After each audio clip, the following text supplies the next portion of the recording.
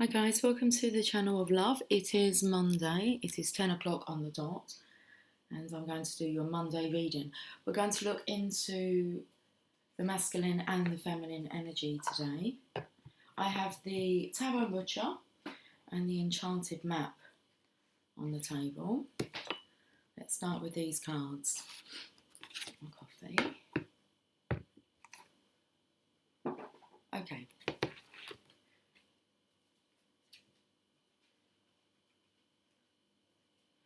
I feel the energy is extremely tired. I feel we're extremely tired this morning. Like I could easily go back to bed. But we shall do the reading and see how the energy feels afterwards.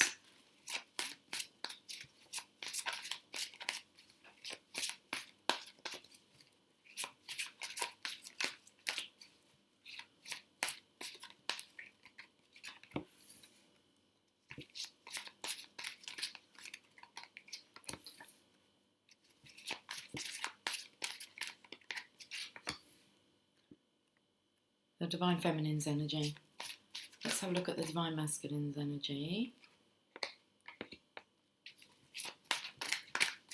The Divine Feminine works from the top to the bottom, masculine bottom to the top.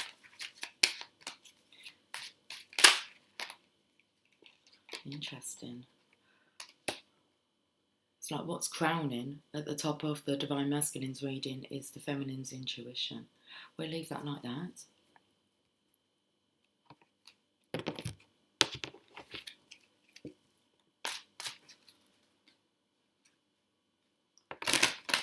Let's get a card from the Enchanted Map.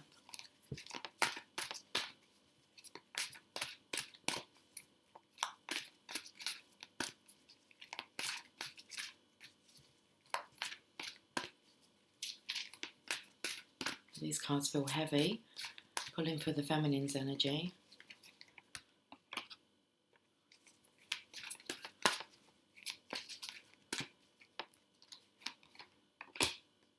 And I want to pull a Chakra Wisdom Oracle card.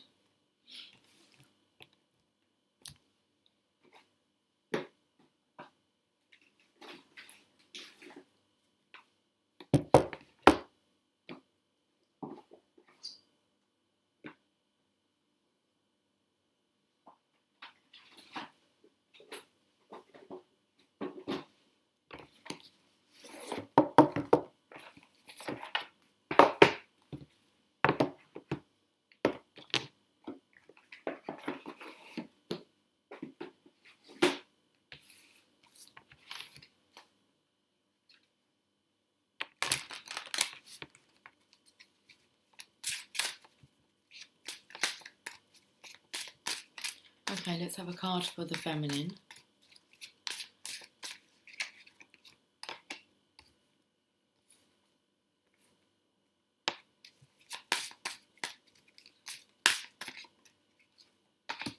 And a card for the Masculine. Okay, let's start with the Divine Feminine's energy here.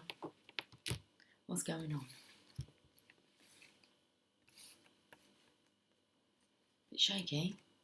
Okay, 9 of Swords. So we can't really see what's going on. It doesn't look fantastic behind the scenes. Looks like you feel tired, deflated maybe. It's just this energy of hearing you. Oh, okay. This energy here of the Divine is hearing you. Hi, Jasper.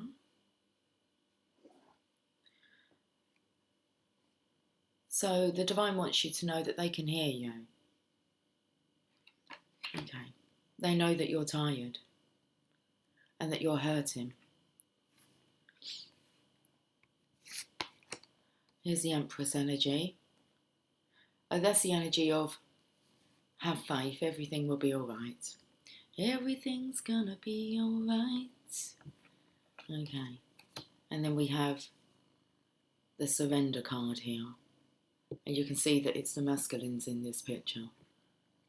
Okay. Let's have a read of this story. You're going to stay on my lap, Jasper. You're going to sit down. There's a good boy.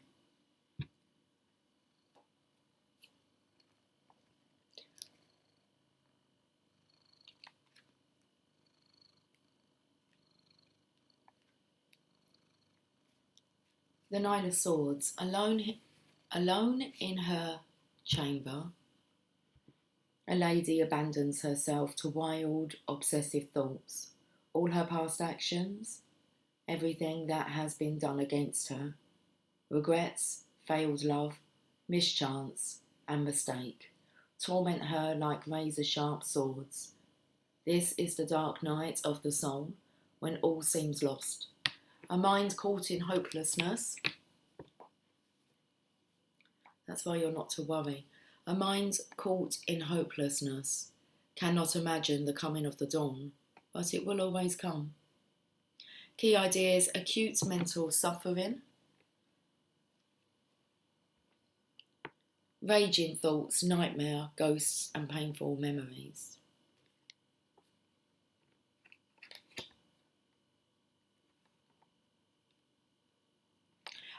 I'm just realising why I'm tired because of what I was dreaming about last night. I dreamt mostly last night that there was some kind of big purge going on, and I was trying to get to safety whilst this terror went on around. But it was like that there were people targeting me. So it feels like during my sleep I've been running, trying to hide. Okay. So we have the Divine Feminine's energy here. Jasper's very eager to get onto the table, but I don't really feel like I want you on the table today, Jasper. Is that all right? He's like, no, I still want to get onto the table. Okay. The Empress.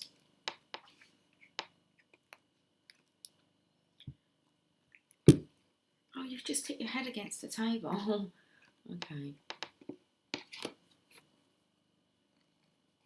Jasper, please stay on Mummy's lap. Jasper. Okay. He took a run for it. Okay. We'll work it out.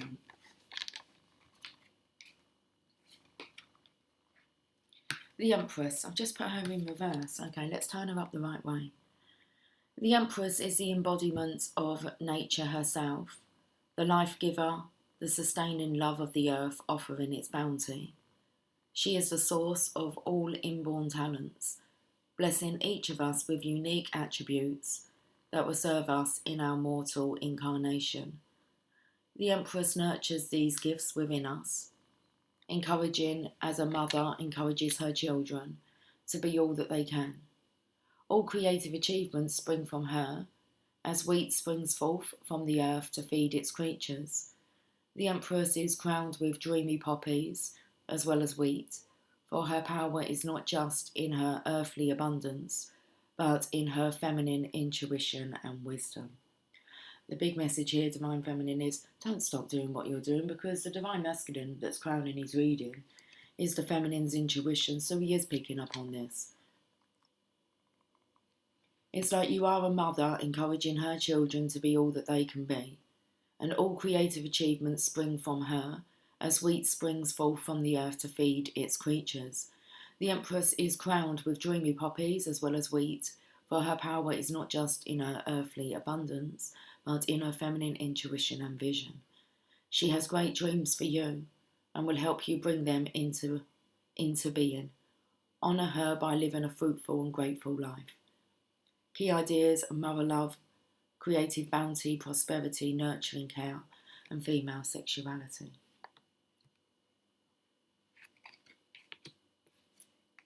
Now we have the surrender card here. You can see that it's the masculines. The Five of Swords.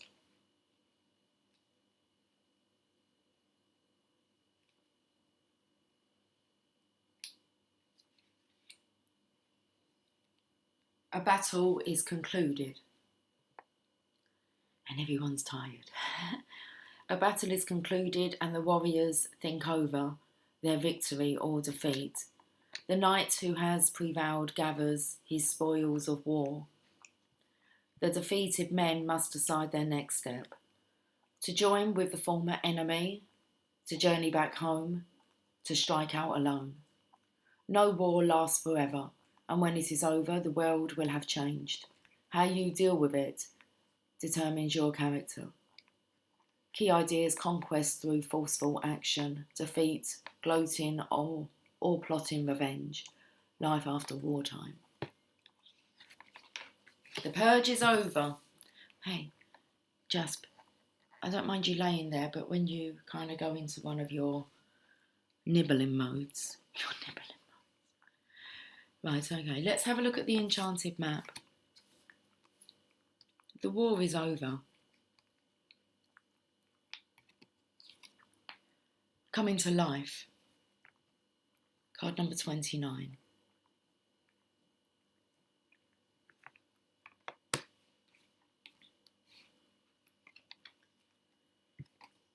It's the wrong book. Jasper, I'm going to need that card underneath you soon. I'll just pre-warn you.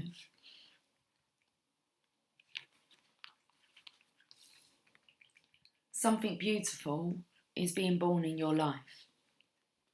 When you look at your life, can you see how you've grown and evolved over time? Perhaps you've shed skins and identities and created new ones, or at the very least matured in your ideas about yourself and the world you inhabit. You know things take time, and Spirit's timetable is rarely in sync with your own. This card indicates that a long-held dream is beginning to show signs of life. You must try not to coax it along or shape it according to your desires. Spirit knows the best form for the manifestation of this dream, and your life can become even better than you could possibly imagine. Now is the time for reverence and awe. Allow the contours of your path to be carved by the hands of the divine. All you have to do is show up. Wow, Divine Feminine, all you have to do is show up in your Divine Feminine Empress energy here. Don't stop showing up, okay? Jasper? Jasp? Hey, come on. Come on. Come on. It's not even lifting. Come on. Come on. Come on.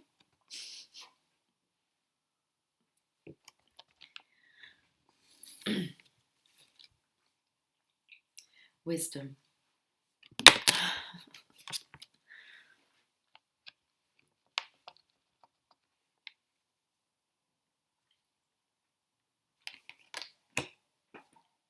You look like you're going to attack me, Jasper. I only moved you off of the cards. Okay.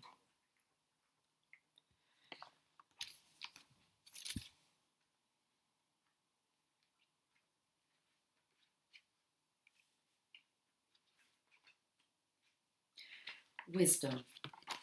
Sage.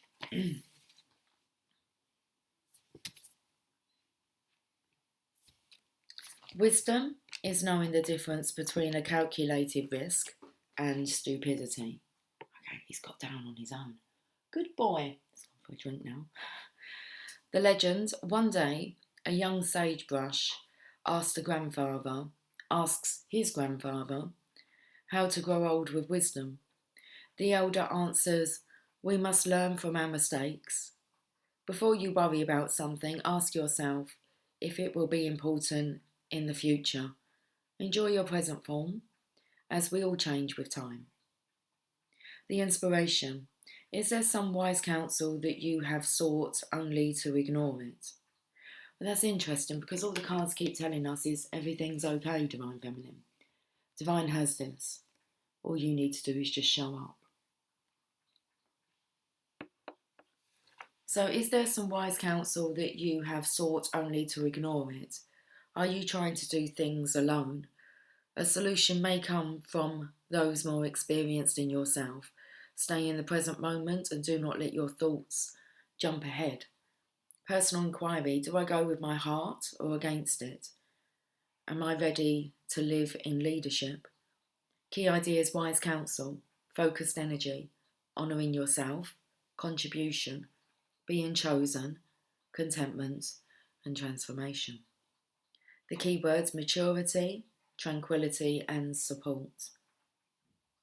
Okay, here's the meditation. Imagine yourself as a huge campfire. The great servant approaches, and his energy radiates towards you. He speaks to you not with words, but with energy. Allow the wisdom of the message to reach you. When you have received the message, the great servant will depart. When you are ready, come back to your reality. What was his message? Okay, let's move on to the masculine's energy.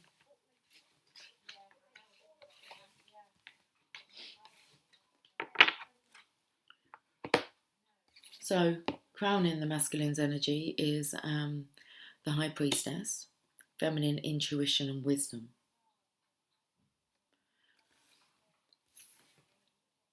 Okay, we've got the Ten of Swords, so the Divine Masculine, he's down. The war's over. There's no more fights left in him.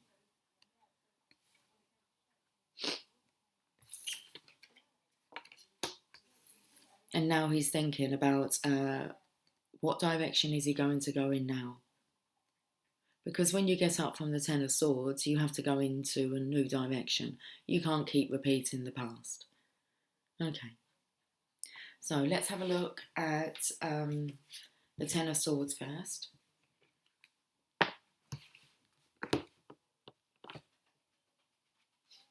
It takes me to Jasper being down and I couldn't even lift him up. But then he did get up. Okay, maybe he had a little bit of a hump with me. But he still got up. He knew he had to. Did you just huff at me then? I can hear you, Jasper. Okay, let's look at the Ten of Swords. The battle is over. It is time to bury the dead, heal the wounded, and make peace in all ways that peace needs to be made. This is a time of sorrow as well as relief. The harshness and violence of the conflict will not be swept away soon. All that can be done is to pick up the pieces and carry on, for to do anything else would be a defeat to the soul that could not be born. The key idea is the ruin of an enterprise, cutting your losses, recovering from shock and defeat. Okay. What's interesting, I only have to turn the page and we're already onto the next card, so you can see the progression. The Ten of Swords to the Page of Swords. The Knave of Swords is a thoughtful and contained person who considers things well before taking action. He takes time to see the larger perspective and seeks understanding in all things. And that's where you come in, Divine Feminine.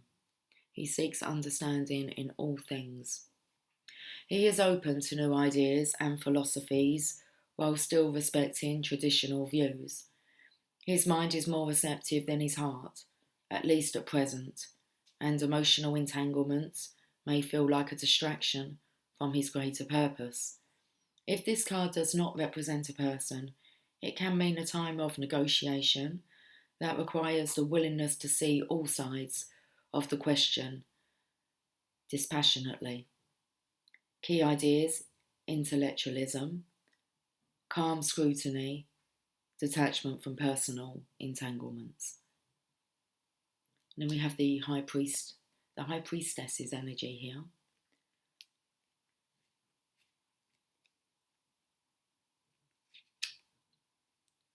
The High Priestess, which is crowning the masculine's reading here.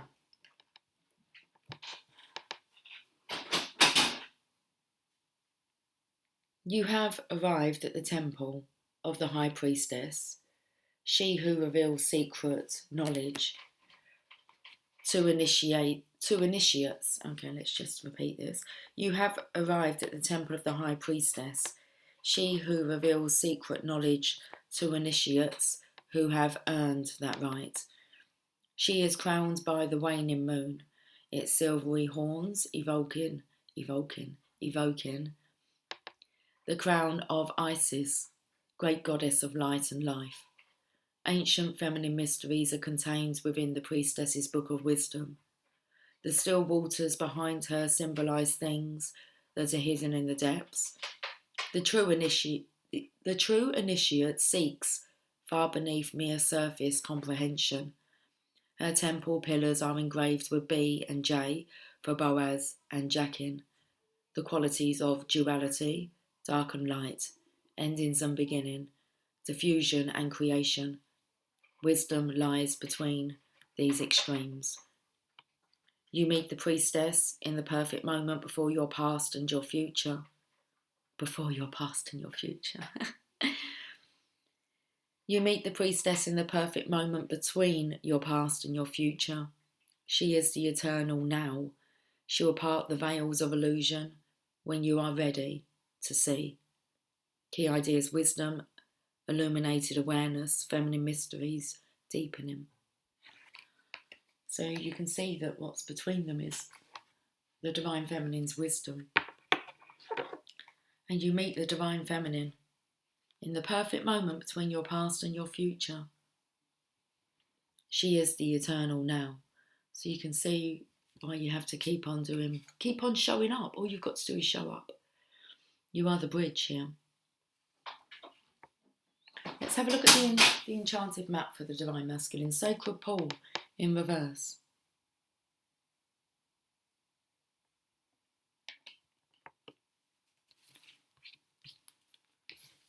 Card number 47.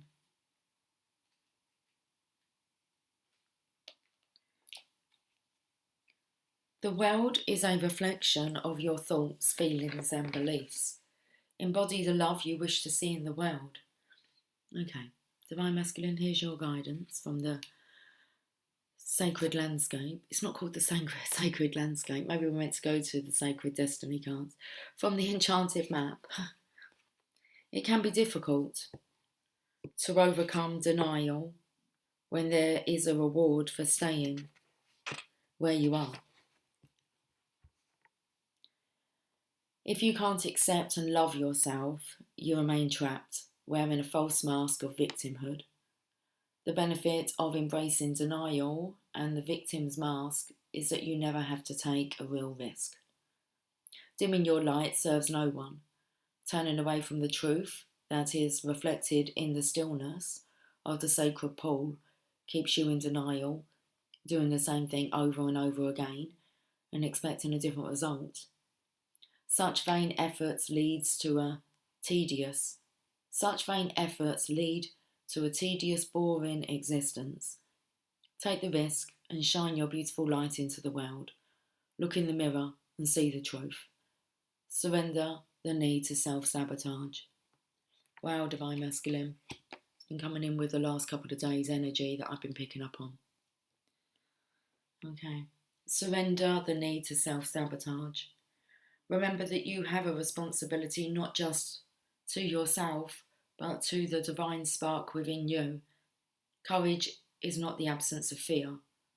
Accept the discomfort of seeing with clear eyes, and you'll soon find that wondrous adventures are waiting for you. Step into your magical life and take the leap of faith. Let's have a look at your Chakra Wisdom Oracle card. Complacency.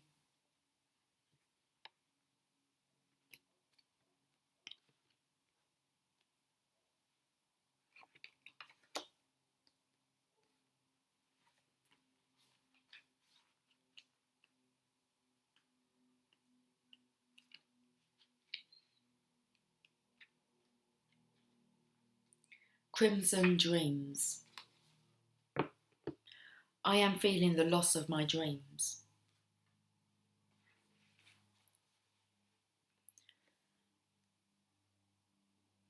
The Legend.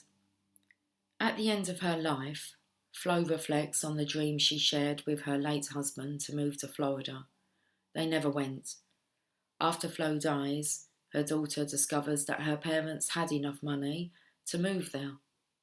As she plans what to do with her inheritance, she wonders why her parents never lived their dream. The inspiration. There is a warning. This is a warning. Not to give up. Beware of coasting along in a situation that is not what you really want. You will never be fulfilled by the unmet dreams of others.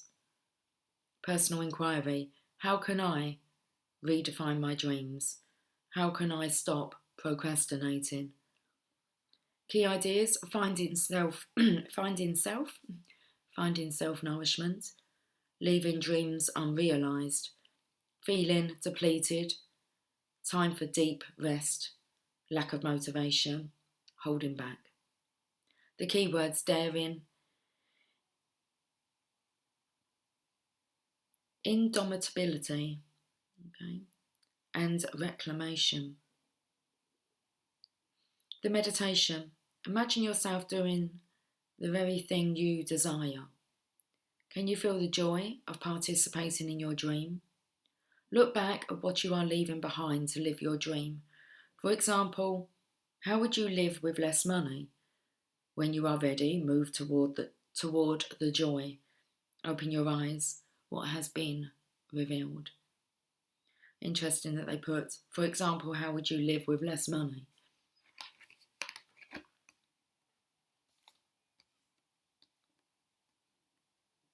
When you are ready, move towards the joy. Open your eyes. What has been revealed? Money doesn't bring you joy. Money is not the only thing that can bring you joy. It's a very interesting reading today.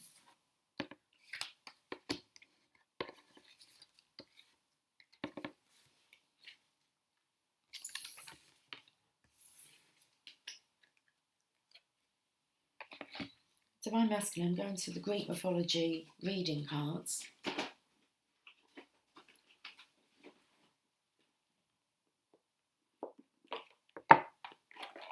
Let's pull one of these cards for your energy.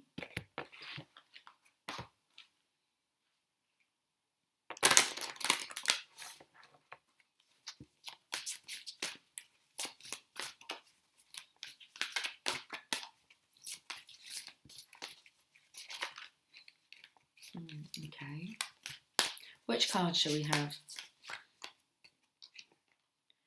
Perseus Gifts.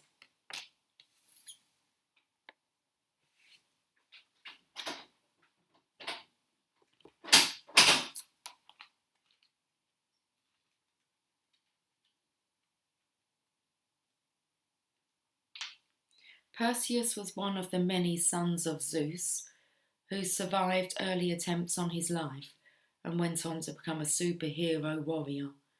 He was sent to behead the Gorgon Medusa and was helped by various deities. More good fortune came when he escaped on the winged horse Pegasus, which sprang from the blood of Medusa. It seems that Perseus was always destined to receive gifts and find success. Travelling far and wide, he had many adventures in which he saved fair maidens, killed monsters, and avenged injustice. He also distributed the prizes he won to the gods. For instance, Athena was given the head of the Gorgon to wear on her breastplate. This card indicates the gathering or giving of gifts, generosity, and rewards for achievement. Maybe you have a birthday due, or there is a celebration coming up in which you get a nice surprise. Or perhaps you will be able to give a present to someone yourself, for giving is just as good as receiving. Divine Feminine, let's have a look at your energy. And from the Divine Feminine Oracle,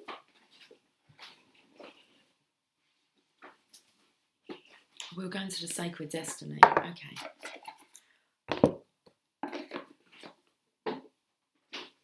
Would you like the Sacred Destiny card now, Divine Masculine?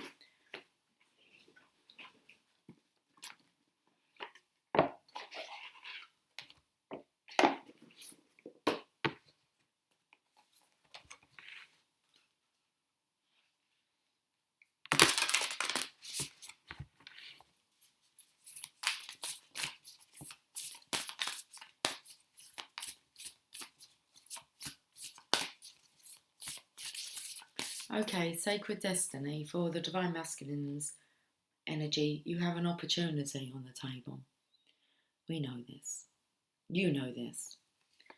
The cards have told you. Your higher self has told you. An opportunity.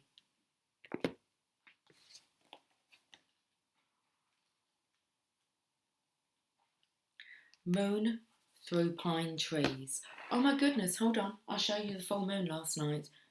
And it is through pine trees. Well, they're the trees that are mostly in my area, so we should say that they are. It's a mixture of trees, but hold on, I'll show you because I didn't upload it yesterday. It's just like a 10-second little movie of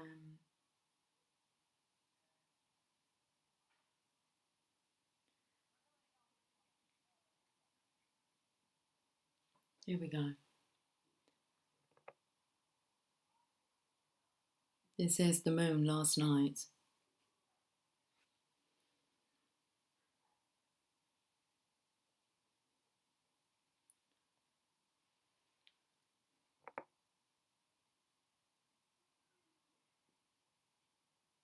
There it is. Okay. So the moon through pine trees. That was a full moon. It was Megan that went out and she was like, Mum, come and have a look at this. She went, you've got to see this moon. Moon through pine trees. An occasional owl hoot and the song of a solo coyote punctuate the stillness in the forest as a traveller walks through the pines. Light from a waning moon filters down through the canopy of needles and cascades across the forest floor. Sometimes the trees obscure the moon, but sometimes its illumination clearly shows the path ahead. Pines are often the most ancient plant genera on the planet. They have existed nearly 3 times longer than all flowering plant species. Because most pines stay green all winter, they traditionally represent longevity, immortality, fertility, health, and abundance. The moon and her gossamer glow represents the feminine and receptive side of life, just as the moon receives and reflects the light of the sun. Symbolically, the moon represents receiving the goodness of the universe flowing to you.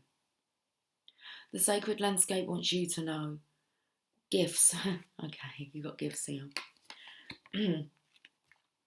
Gifts from the universe are ready to cascade into your life.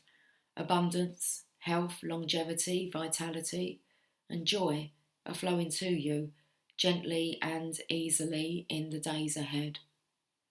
There may be times when the goodness of life feels like it is ebbing and flowing, rather than being a steady stream of fulfillment. This is similar to the moon peeking through the pine trees for a moment or two. But as you stay open and receptive, physical and emotional gifts will come into your life. Instead of bemoaning the fact that there isn't a steady and constant stream of joy and gifts from the universe, accept whatever you receive in a spirit of gratitude, and your bounty will increase tenfold. This is a universal law.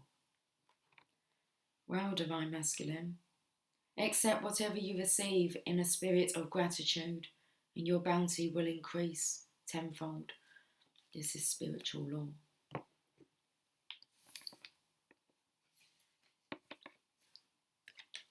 Divine Feminine. Let's get a Divine Feminine card.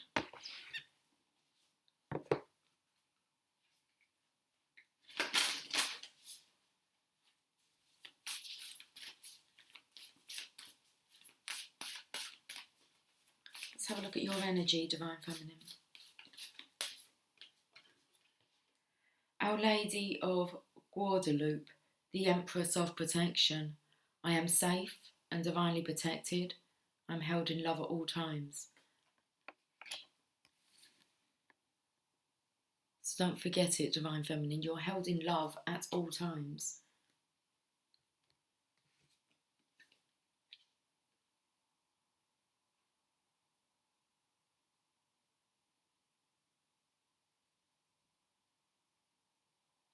have a look and see where she is in the book. Page number 30.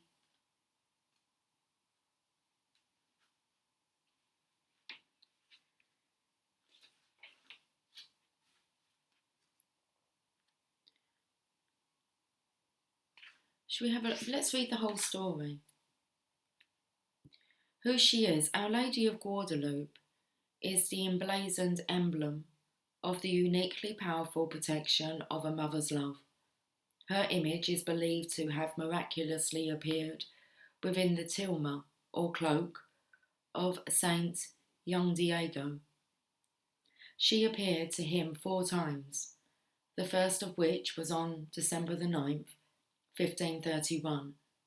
She spoke to Young in his native Nahuatl,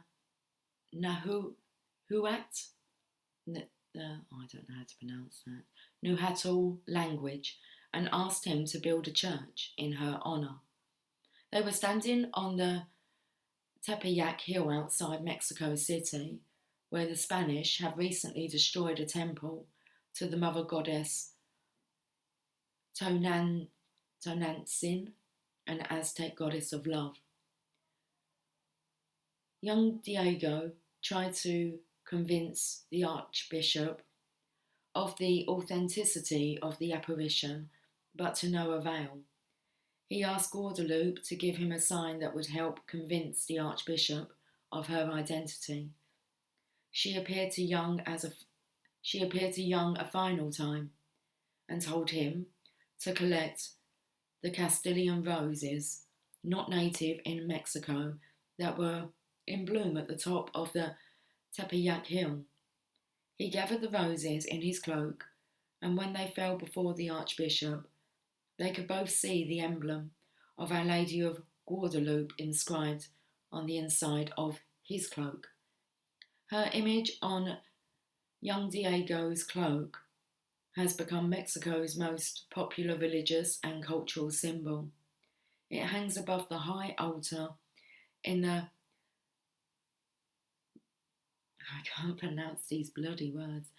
Basilica of Guadalupe in Mexico City.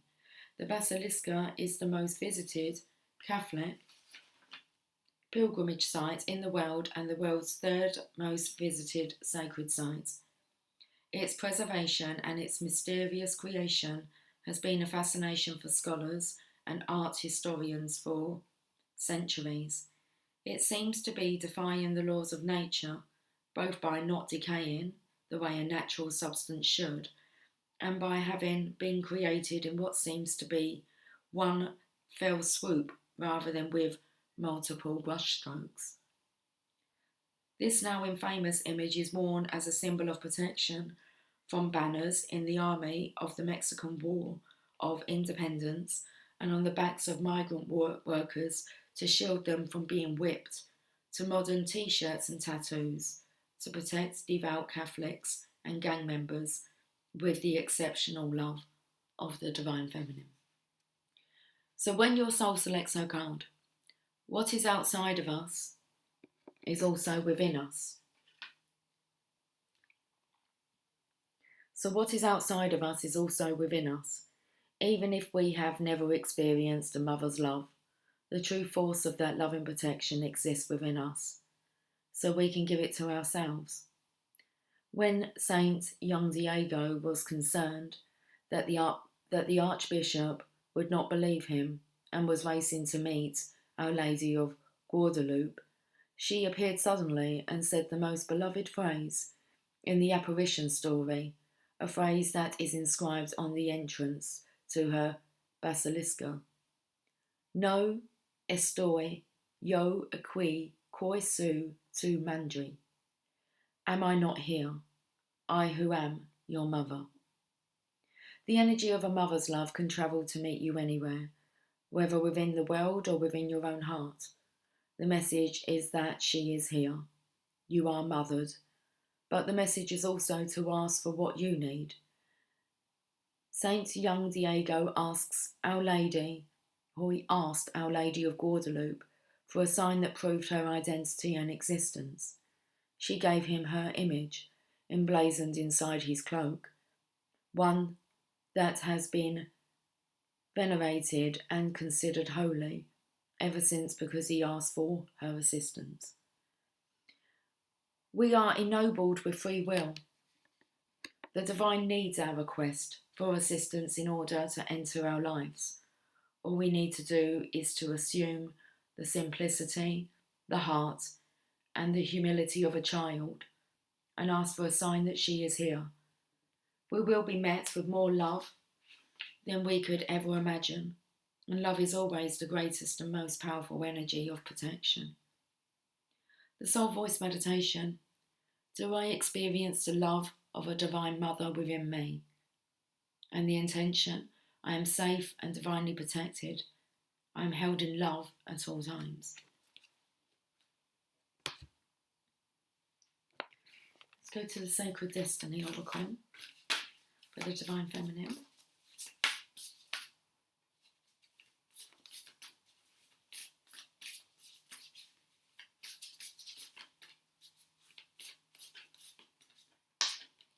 Purity.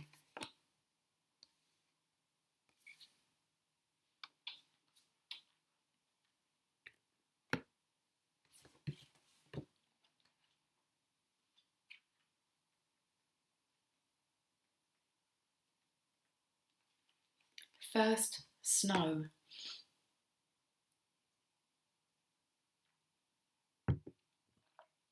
Before the first snow, the earth is dark and cold. Fallen trees from autumn storms lay haphazardly atop the decaying leaves that cover the forest floor.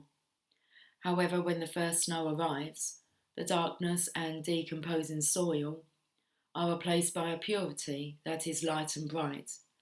In the sunshine, the individual snowflakes atop the snowdrift sparkle with crystalline light. Harsh sounds are muffled, sharp edges, sharp corners, and rugged edges are muted. Everything feels fresh and new. Debris seemingly disappears beneath the pristine white landscape. Softly falling snow illuminates the environment in a diffusion of swirling forms. At night, in the light of the full moon, the first snow is glowing and serenely silent, turning everything into an enchanted fairy tale realm. In some mystical traditions, descending snow symbolises the transmission of knowledge from a higher plane, the heavens, to the lower planes, the earth, thus bringing purity to the earth. But the sacred landscape wants you to know, no matter what has happened in the past, everything can be fresh and new again. The purity of your soul is shining through everything that you encounter. You are entering into a period of grace. Simply open your heart and know that the best is yet to be. The past does not need to equal the future. Your future can be, and will be, shimmering, sparkling and bright. Old limiting patterns are dropping away. Reoccurring challenges are releasing. This is a time of redemption, forgiveness, and holy healing. So Divine Feminine, this is a time of redemption, forgiveness, and holy healing. Let's end with the Divine Mother, and let's get a joint message for the Divine Masculine and the Divine Feminine. And I think we shall leave it there, in the hands of the Divine Mother.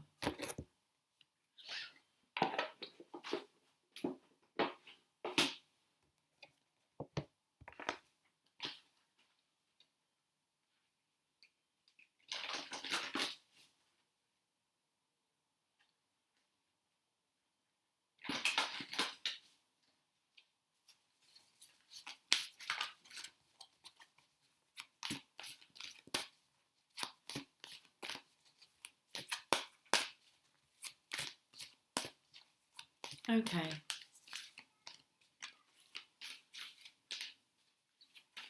Can we have a final message, please, for this reading?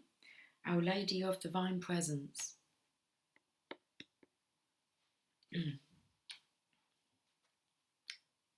Perfect. So, okay, card number 14. It's that number of temperance. Our Lady of Divine Presence. You have been preparing to receive me, opening your heart and clearing away past shame and doubt. You have been asking for the divine light to be with you, and I tell you now, I am alive within you. Your wish to serve the world, to be blessed by my light so that you can assist others is granted. As you open your heart and mind to me, your every touch becomes my touch. Your loving gaze holds the light of my own eyes within it. My grace lives in you, flowing through you into the heart of the world. There comes a time on our spiritual path when that which was once idea or philosophy is ready to become a living experience. It can be a time of exhilaration and excitement as one begins to live by metaphysical principles, building reliance upon trust, prayer and intuition, and the benevolent guidance and protection of unconditionally loving higher beings, such as Mother Mary. It is the beginning of taking one's spiritual life beyond ideas and into a living, breathing reality. As this happens, the soul can relax into life and many opportunities open up. This happens repeatedly in increasing degrees throughout our life path. We soften and open to allowing more divine light and learn how to live with it and learn how to live it with trust.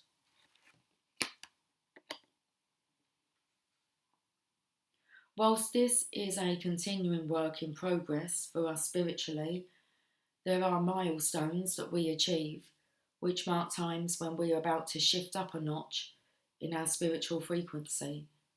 In such moments, we are becoming more capable of allowing the divine presence to live in us, less obstructed by the workings of our ego. Once this can happen to a certain degree, healing can flow through us, whether we consider ourselves to be a healer or not.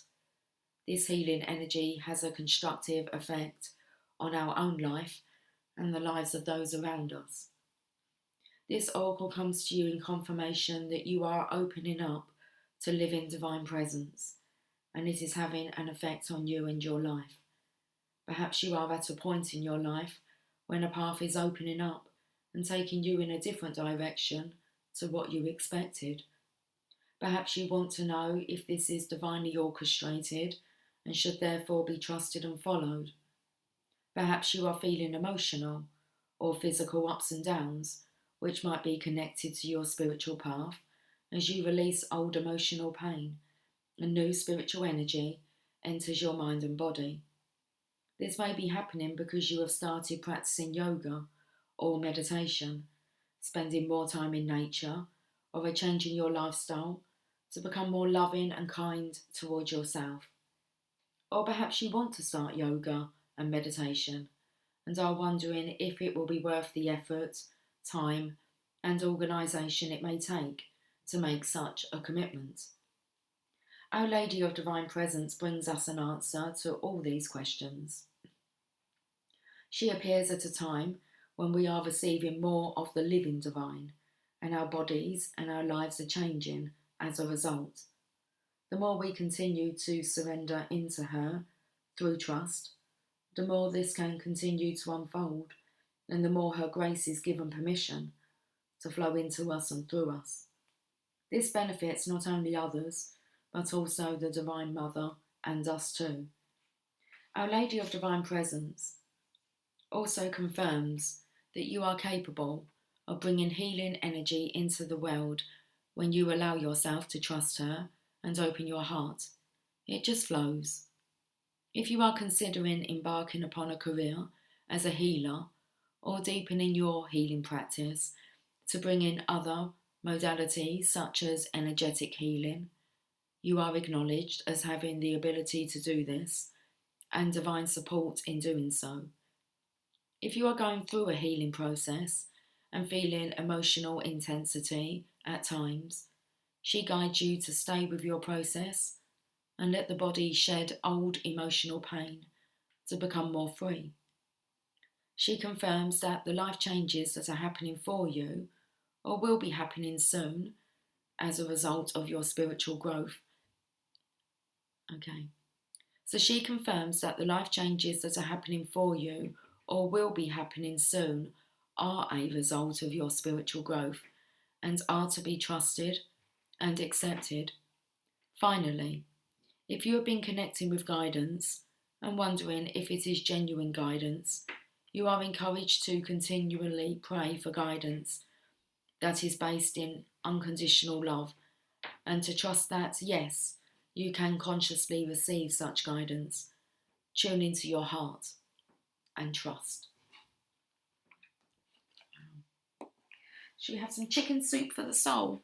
Okay, let's have a flick through and see what story would like to come out of this book today. Okay, where do we feel like stopping about now? Remember, we're raising children, not flowers. On parenting. Okay, let's give this a read.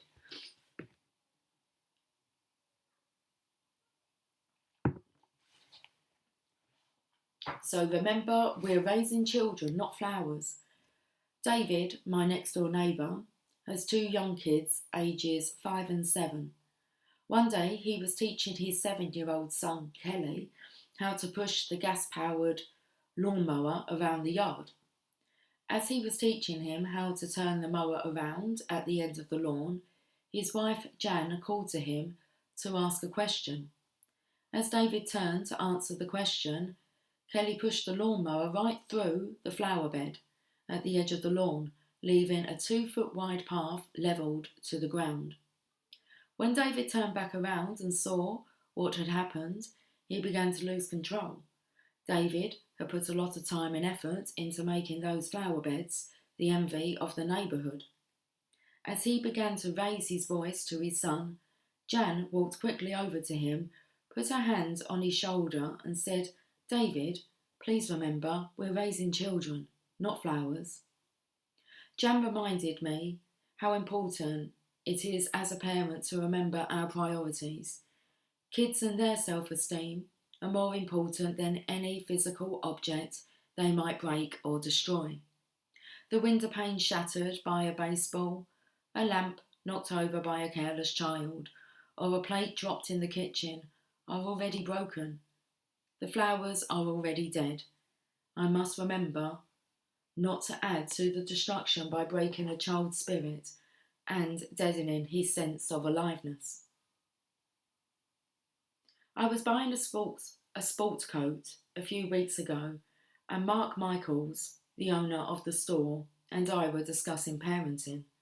He told me that while he and his wife and 7-year-old daughter were out for dinner, his daughter knocked over her water glass, and the water was cleaned up without any recriminating remarks from her parents. She looked up and said, "You know, I really want to thank you guys for not being like other parents.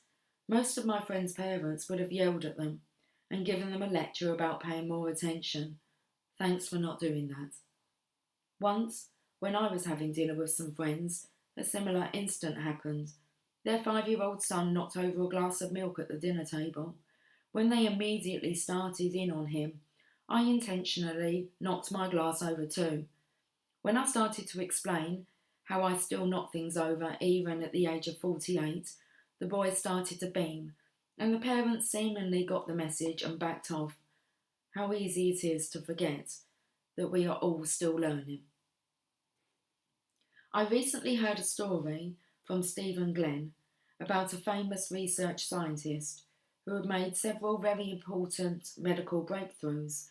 He was being interviewed by a newspaper reporter who asked him why he thought he was able to be so much more creative than the average person. What set him so far apart from the others? He responded that, in his opinion, it all came from an experience with his mother that occurred when he was about 2 years old. He had been trying to remove a bottle of milk from the refrigerator when he lost his grip on the slippery bottle when it fell, spilling its contents all over the kitchen floor. A veritable sea of milk.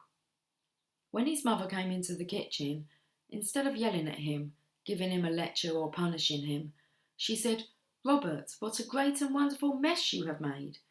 I have rarely seen such a huge puddle of milk. Well, the damage has already been done. Would you like to get down and play in the milk for a few minutes before we clean it up?" Indeed he did. After a few minutes, his mother said, "You know, Robert, whenever you make a mess like this, eventually you have to clean it up and restore everything to its proper order. So how would you like to do that?